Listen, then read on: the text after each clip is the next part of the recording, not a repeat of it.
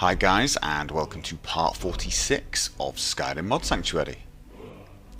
Now in part 37 of this series I covered a mod called the Birds of Skyrim, and it's a great mod that adds birds to various different places in Skyrim, from farms, the wilderness and in cities. And it really helped create a sort of very immersive feeling to see pigeons walking around towns, etc. But the one thing it missed was flying birds. All the birds were on the ground at your feet. And now there is a new mod out called skyBirds, and it sort of fills that gap. It gives Skyrim a lot of birds that you will find flying around the skies, perching on objects, and generally acting the way birds usually act. Now it's actually quite difficult to film these birds because they fly away as you approach them, and they just do general little things, landing every now and again onto a surface. Apparently they will even eat insects, etc. And you know, they hide if it's nighttime or the weather goes bad, so if it's raining the birds will hide. So all in all, they just act the way you would expect birds to act.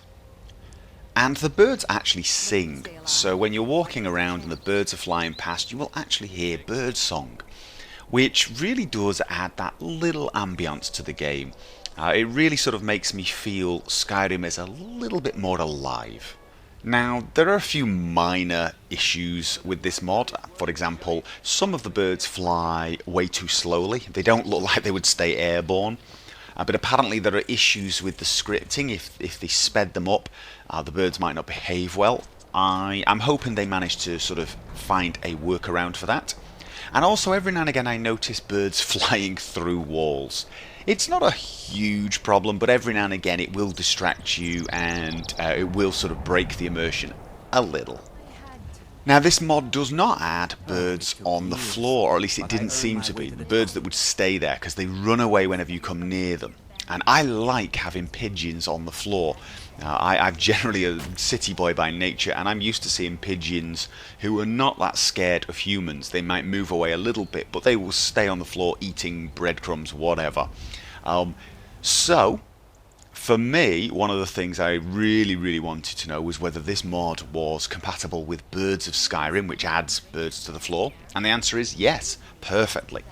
Now obviously, this now means you've got twice as many birds, so it will put a little extra stress on your system if you are having performance issues, so you may want to give that some thought. But I quite easily run both of these mods without any trouble whatsoever. And in fact I also run it with a mod called Birds and Flocks, which basically adds a lot more instances of birds that will fly away, disappear, etc. So you'll see more birds circling the distance on cliffs, in forests, etc. These are not the sort of birds you get close to, but the ones you see off in the distance. So this mod basically adds even more birds. So my game is quite full. And I have to tell you, it's perfectly realistic. I don't sort of find myself thinking, oh my god, there are so many birds. There are not. It actually feels like a completely reasonable number of birds now. But again, obviously, the more things you have in your game, the more likely you are to notice performance problems. But I think for most people, running these three mods won't be too much of a problem, and it will make Skyrim feel a little bit more alive. Well worth trying out. Now the next mod I'm going to cover is called Player Headtracking, and it's a fairly simple mod to describe actually. Basically, if you play third person, this mod will make your character's head turn to people who are talking to you, or if no one's talking to you, to things of interest, people who are talking to each other, or just people passing by. And it gives your character a far more fluid and realistic feel. Now, if you're the sort of person who prefers your character to be aloof and stiff, or perhaps you're just role-playing that type of character, this mod may not be for you. I mean, if you wish to walk through town and not look at any of these peasants, then don't use this mod. But if you want your character to sort of interact with the environment more, seem more involved, this is a great mod. I mean, you'll even find yourself looking at pigeons and things on the floor. So it's very immersive. I really like this mod. Now there is one problem with the mod, and that is if you engage in a brawl, it will automatically make whoever you're brawling go hostile or cause you to fail the brawl, etc. This is a bug that hits a lot of mods, and there is a fix for it, and it's called the Brawl Bugs patch. It's very easy to install and fixes this bug for a lot of mods, so I definitely recommend using that. And the last mod I'm going to show you is actually called Skill Interface Retexture, and it's a fairly popular mod actually. It's got way over 1,000 endorsements, but I still find a lot of people ask me what mod I'm using for this when I do my Let's Play, so I thought I would showcase it in this video. Basically it takes the standard skill perk tree menu and just makes it a lot more interesting. The background is far higher quality, the star map's a lot more interesting, the nebula's just better quality, but also the lines that go between the perks, the outlines that shape the perks, and the stars themselves. They're just a little bit more interesting, a lot higher definition, slightly more star rays coming out of the stars. I'm not totally sure what you call them, sunbeams, and just generally makes the menu look a lot better. And seeing as you only use it when you're opening your perk tree, your skill menu, the performance issue is pretty much irrelevant because it doesn't affect the in-game performance, so you may as well use it. And it has a lot of options. What you're seeing here is just the way I happen to set it up. There are a lot of options. Installation on all of these mods is fairly simple. SkyBirds is just one file, download with Manager and activate in Nexus Mod Manager. Birds of Skyrim I've covered before, but again, download with Manager. I use the BSA version. You could use the loose files version if you want, and either of them will work. There is also a low resolution version if you just want the birds but not quite as high definition textures for performance issues. The birds and flocks, a single file, download with Manager and activate. Player head tracking, download with Manager, activate.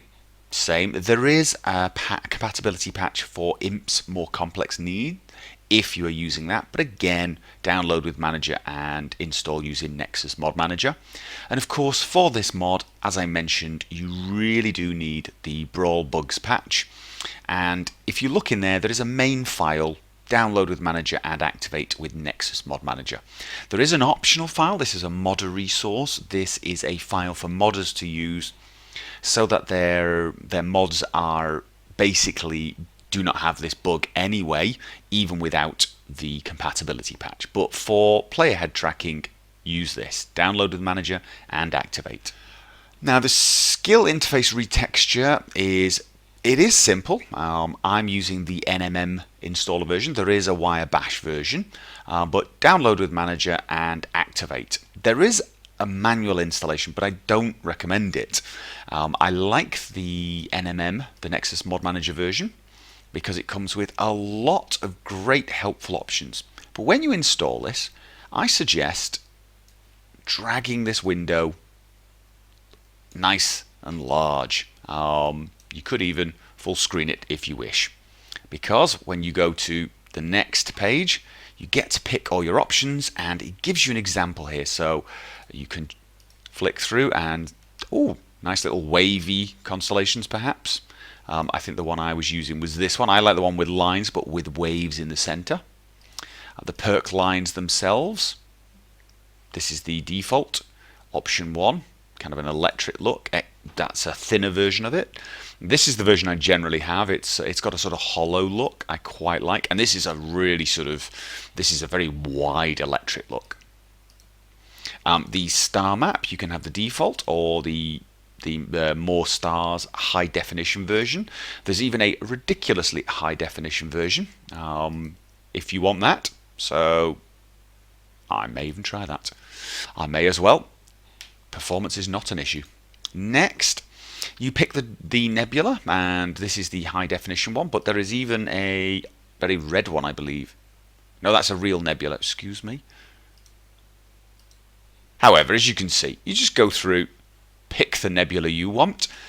Same with the stars, the default or the enhanced. Now the difference here is the default gives you 4 sun lines, whatever you call them, whereas this one has 8, an extra 4 of them coming out on the diagonals, which just makes it look a little brighter and a little more interesting. Then click next and finish, and it will install. It's very, very easy, very helpful, and I really like installers like this. And as usual, I'm going to finish with some screenshots that you guys have made. If you want to post screenshots for me to put in these videos, you can follow the link I'll put down below to my Skyrim Mod Sanctuary Nexus page and post the images there. You're more than welcome to do that, and I will try and post as many as I can each episode. I hope you enjoyed this video, and I hope it was helpful. If it was, please click the like button. I always appreciate that. I look forward to seeing you guys on my next video, whatever that is. And until then, as always, have fun.